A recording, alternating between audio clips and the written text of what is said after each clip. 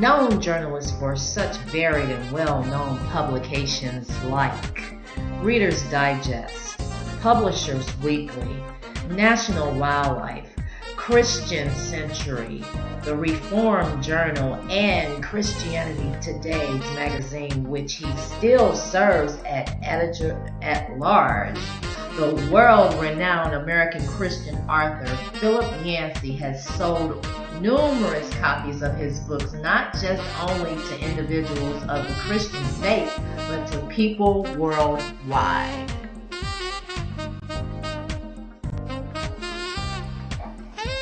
Philip Yancy has sold over 14 million copies of his books and has written approximately 26 books.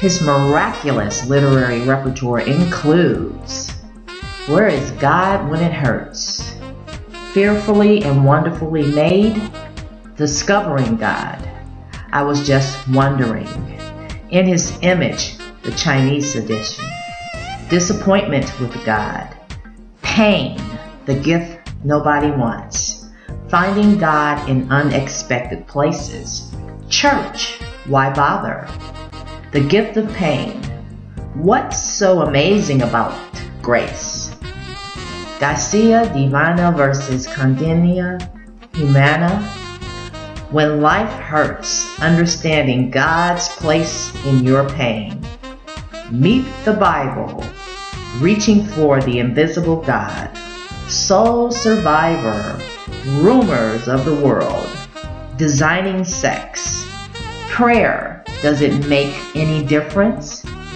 When We Hurt, Where is God When It Hurts? What's So Amazing About God's Grace? A Skeptic's Guide to Faith, Grace Notes, Daily Readings, What Good is God? The Question That Never Goes Away, Vanishing Grace, Whatever Happened to the God News, and last but certainly not least, the favorite book of all times, voted Book of the Year in 1996 by prominent Christian bookstore managers and has received the Christians Publisher Association Christian Book of the Year Award, is the book entitled The Jesus I Never Knew.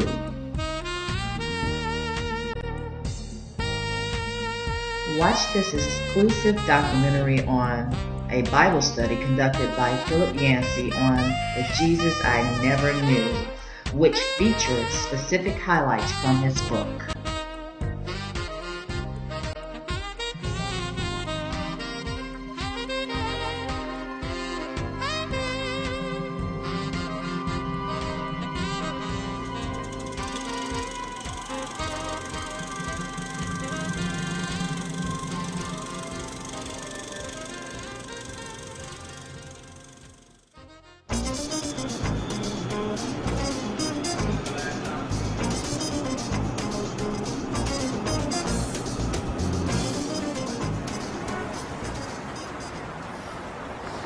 New York City, an amazing place. It has some of the world's most recognizable architecture, including the New York Public Library, which opened to the public in 1911.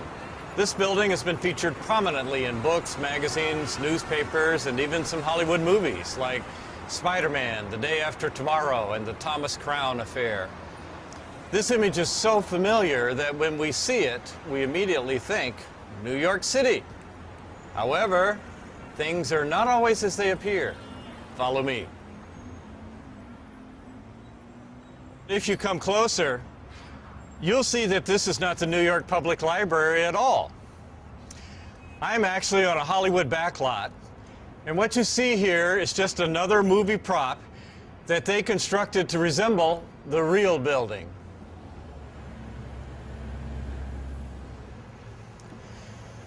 Not at all what you would expect by looking from the outside. This 6-week curriculum is called The Jesus I Never Knew, and it's based on a book I wrote with that same title. Our image of Jesus is a bit like this facade of the New York Public Library. We all have stereotypes and preconceptions of who Jesus is, yet these may prove to be caricatures, one-dimensional constructions like this building that don't do justice to the real Jesus. We need to take a closer look at the Jesus of the Bible to find out who he really was. In the next few weeks, I want us to go beyond our preconceived notions and explore who Jesus truly was. When I began my own study of Jesus, I realized what an inadequate picture I had.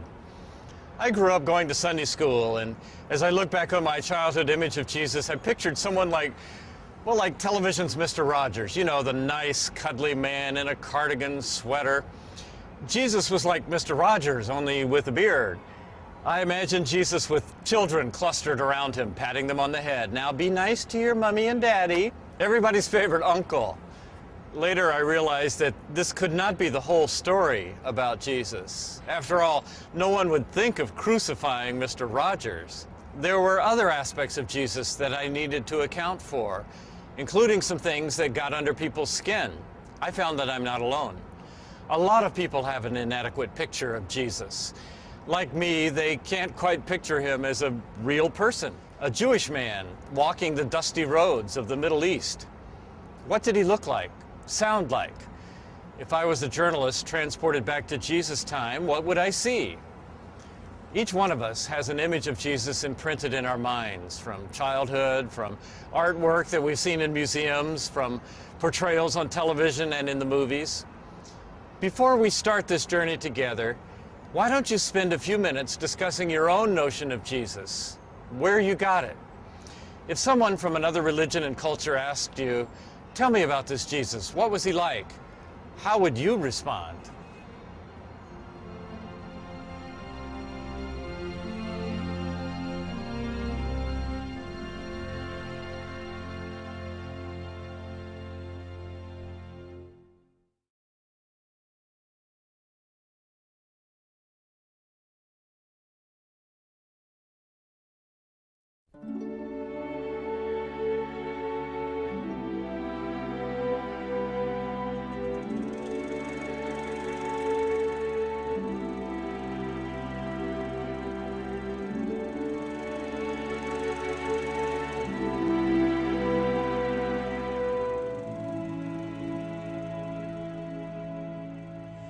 The book we'll be studying together came out of a class I taught in Chicago.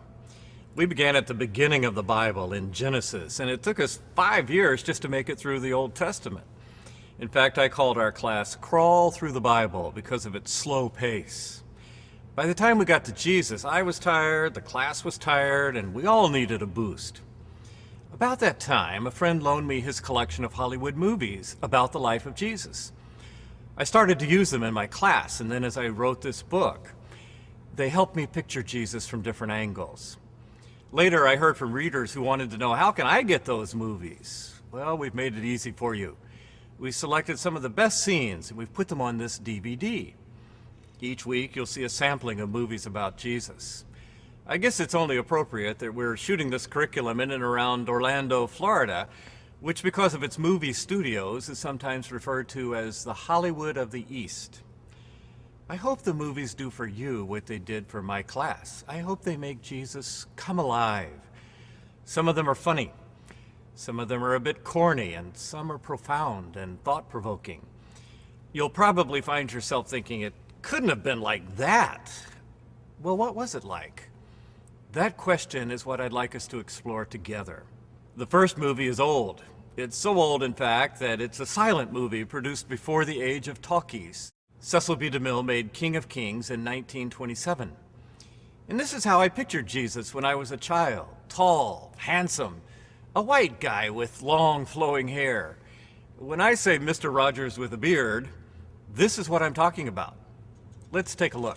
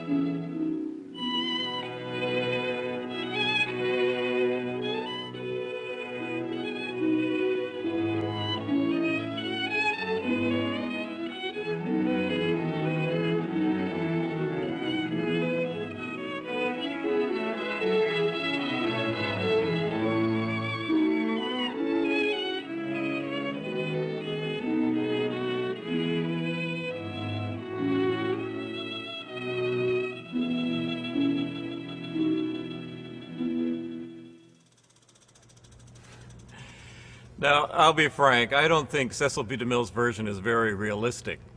For one thing, Jesus doesn't look Jewish at all. And then there's the miracle he portrayed, the healing of a Roman soldier doll. Do you seriously think a little Jewish girl in occupied territory would be playing with a Roman soldier doll? Let's look at another portrayal. For a very different Jesus, I want to show you a movie from the 1960s by Pier Paolo Pasolini. He's Italian, as you may have guessed, and there's a story behind this movie. In a stroke of irony, Pasolini dedicated this film to the Pope. You see, Pasolini was caught in a traffic jam in Florence, caused by the Pope's visit there, so the filmmaker was forced to spend the night in a hotel room. He had nothing to read except for a Gideon Bible by the bedside table. Pasolini had no time for the church. He was an outspoken Marxist and homosexual, but as he picked up and read the New Testament, he was astonished. He met a Jesus not at all like he'd been taught in church.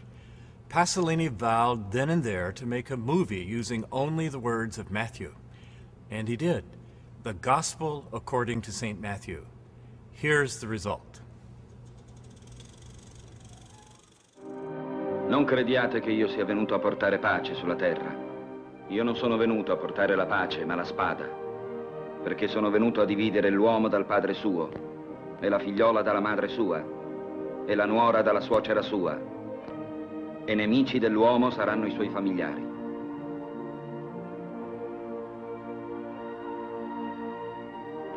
Chi ama il padre e la madre più di me, e chi ama il figliuolo e la figliuola più di me, non è degno di me. Chi avrà trovato la sua vita la perderà, e chi avrà perduto la sua vita per causa mia la ritroverà. Next, I'm going to show you the most unusual treatment of Jesus that I found on film. It's a production by the British Broadcasting Company, the BBC, called Son of Man. I doubt you've ever envisioned a Jesus like this. Some people may even find the portrayal offensive. Take a look and see what you think. Do you believe? Do you? Yes. Give us a sign. A sign. What? If you are from God, that is. Give us a sign, Master. Yes, come on. Give us a sign. Sign? What sort of sign? Well, if you are from God, I say if. Come here. Come a bit closer. You want a sign? If you are from God, that is. A thunderbolt! Will that do? Look, I only... Temple policeman, I could crackle the flames through your limbs, temple policeman. No. Only a godless generation asks for a sign. Do you want to see the corn before it's planted? Hypocrite. Look, I know you for what you are. Master, should we pay taxes to the Romans? Should we acknowledge the rule of the heathen? Then tell us what to do. Tell us. See how they time trap me? It's just that you can tell us what to do. Have you got a coin? What? A coin. No. Have you got a coin?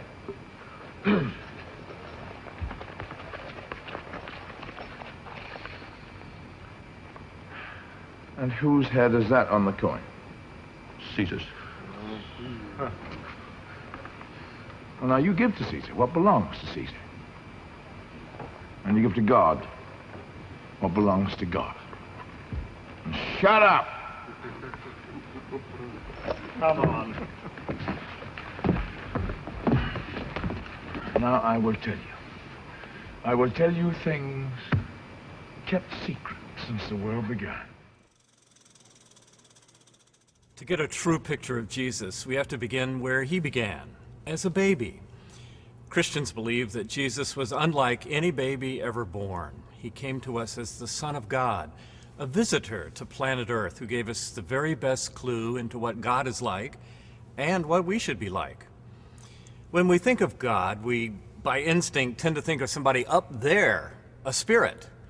In Jesus' day, Jewish people probably thought of the thunder and smoke on Mount Sinai, the scary God of the Old Testament. That's why it caused such a great shock when God came to earth as a tiny baby that you could hold in two hands. Something that helpless, that vulnerable, that small. We now celebrate Christmas as a major holiday, one honored around the world. Yet at the time, on the day that Jesus was born, nobody noticed. He came to an obscure village in an obscure part of the Roman Empire. There were probably more animals than human beings present for Jesus' birth. You can learn a lot about God from the choices he made at the first Christmas. Jesus was born not in Rome, the seat of power, but in tiny Bethlehem. He grew up not in Jerusalem, the center of religion, but in Galilee, the butt of country bumpkin jokes. Galilee? No prophet comes from Galilee. Jesus was born in Asia, like half of all babies born today. He spent several years as a refugee in Africa, where many refugees have lived. Poverty, a refugee, a minority race, living in occupied territories, those were the choices that God made and the kinds of people Jesus would love so much. God is a God of surprises. The biggest surprise of all is what happened when God became a human being. He came as a little Jewish boy lying in a feeding trough. Now I want to show you another movie clip from Franco Zeffirelli's Jesus of Nazareth. Zeffirelli made this film for television, and you may have seen it broadcast around Christmas time. The film stays very faithful to the Gospels, and it's also historically accurate. In this scene, Zeffirelli does a fine job of portraying how the news of Jesus' birth might have sounded to Joseph, who's just heard the news that his fiancée Mary is pregnant.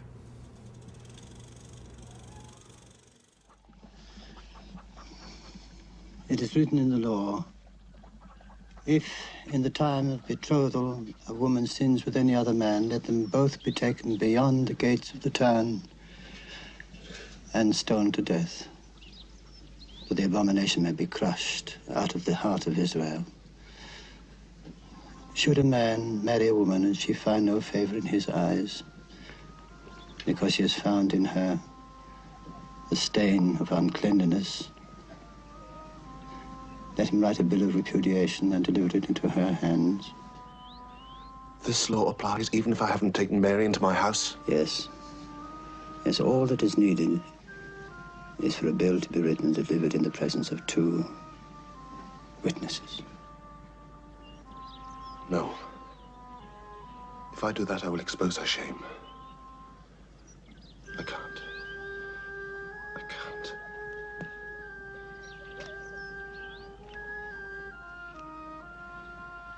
I'll send her away if I must. But in secret. God knoweth the secret of the heart. Trust in him and accept. Accept it, Joseph. The Lord will not abandon you. Thank you.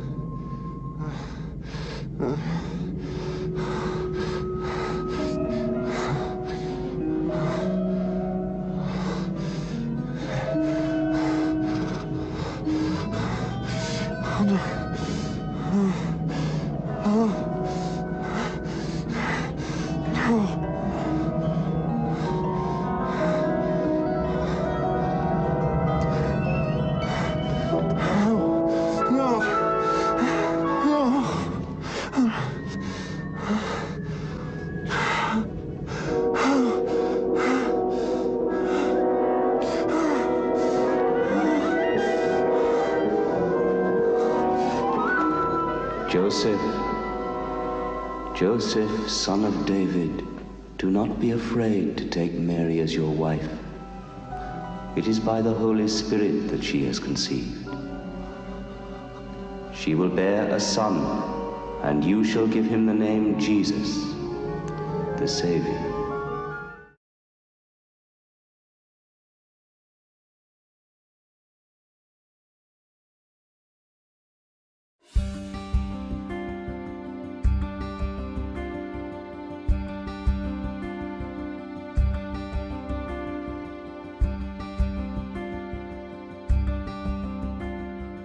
A real New York City street or a movie studio backlot?